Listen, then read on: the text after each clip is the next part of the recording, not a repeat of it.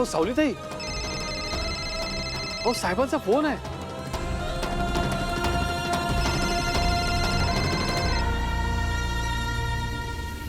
उचलू नका तो फोन. अहो ताई, अहो साहेबांना काळजी वाटत असेल म्हणून त्यांनी फोन केला. माहिती आहे मला, पण काकू म्हणतायत ते जर खरं ठरलं तर ही बातमी मला त्यांना भेटून सांगायची, सरप्राईज द्यायचंय मला. हो पण मी इथे होते हे त्यांना कळता कामा नये. ठीक आहे, तुम्ही म्हणाल तसंच होईल. आणि हो काका, पुन्हा त्यांचा फोन आला तर उचलू नका. त्यांना काहीच सांगू नका की मी इथे आले होते. ठीक आहे, तुम्ही काही काळजी करू नका. आम्ही नाही सांगणार त्यांना.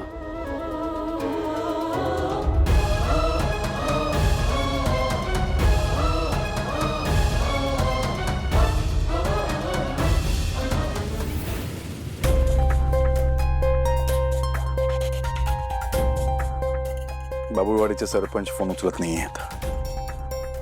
मला असं वाटतंय की ते मुद्दाम फोन कट करतायत. तो सरपंच आहे ना, तसं चांगला आहे. तर सावली तिकडे गेली असती ना तर त्यानेच तुला फोन करून सांगितलं असतं की ताईसाहेब इथे आहेत आणि सुरक्षित आहेत. आणि जर सावलीनेच त्यांना सांगितलं असेल तर, म्हणजे माझा फोन आला तर नका उचलू असं ती बोलली असेल तर, जगन्नाथ जी ऐका माझं, आपण निघूयात, जाऊयात बाबुळवाडीला. चला.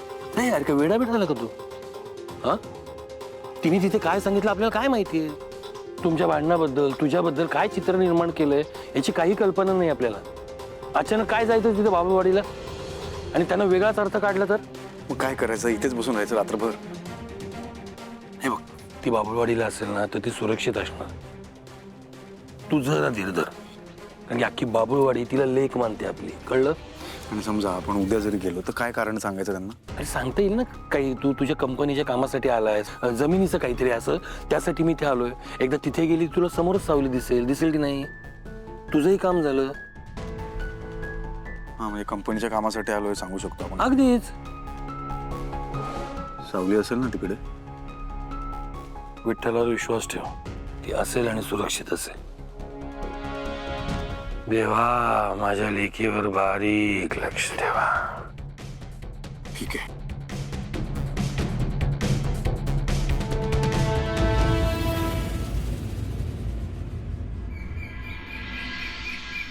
अगं सरू, अगं आवरलं की नाही?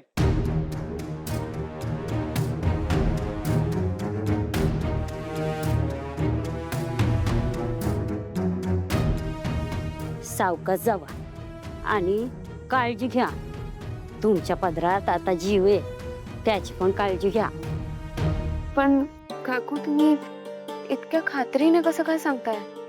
म्हणजे मला तरी असंच वाटतंय की फक्त प्रवासाच्या दगदगीमुळे मला त्रास होतोय. अनुभवाचं बोलायचे.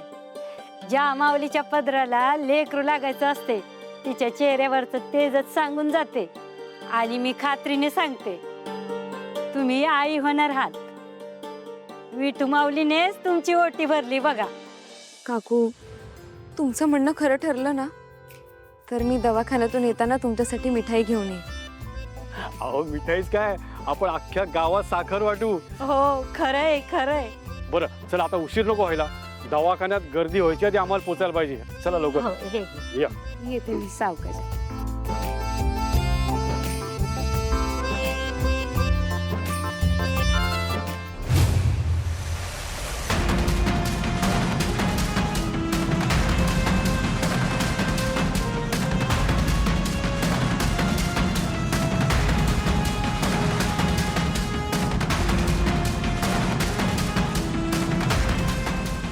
ओय, इकडे ती बघ, सावली गेली. थांब, मी साहेबांना फोन करून सांगतो.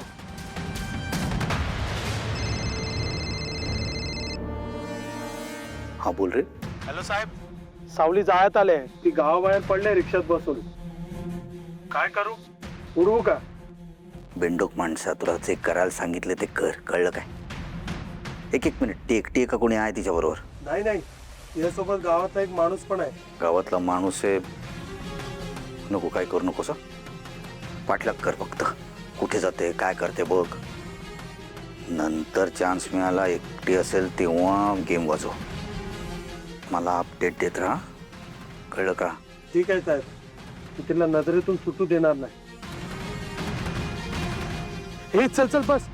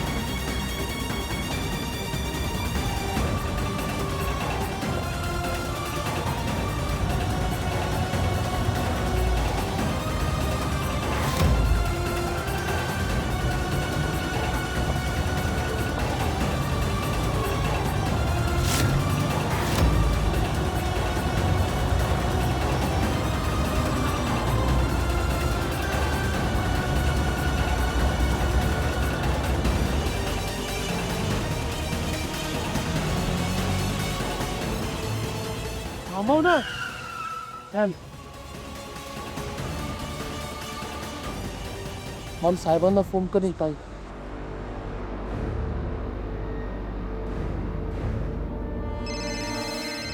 हा बोल. हॅलो साहेब, एक मोठी गडबड झाली. काय गडबड झाली? अहो साहेब, तो तुमचा भाऊ सारंग त्या बाबुळवाडीच्या दिशेने गेलाय. बाबुळवाडीला तो पोचतो? ए बाबा, ऐक ऐक ऐक, तो पोचता कामा नाही, त्याला त्याला थांबवा. कळलं काय? पण साहेब, त्या पोरीचं काय, त्या सावलीचं काय, तिचं काय करायचं? सोड रे तिला, सोड. ती फिरून फिरून तिथेच येणार आहे. माझा भाऊ बाबुळवाडीला पोचता कामा नये, कळतंय का तुला? नाही तर सगळं फसेल. ठीक आहे साहेब, पण त्याला अडवणार कसं? अरे स्वतःच डोकं लावणं मंद माणसा. ऐक ऐक, मी काय सांगतो ते ऐक.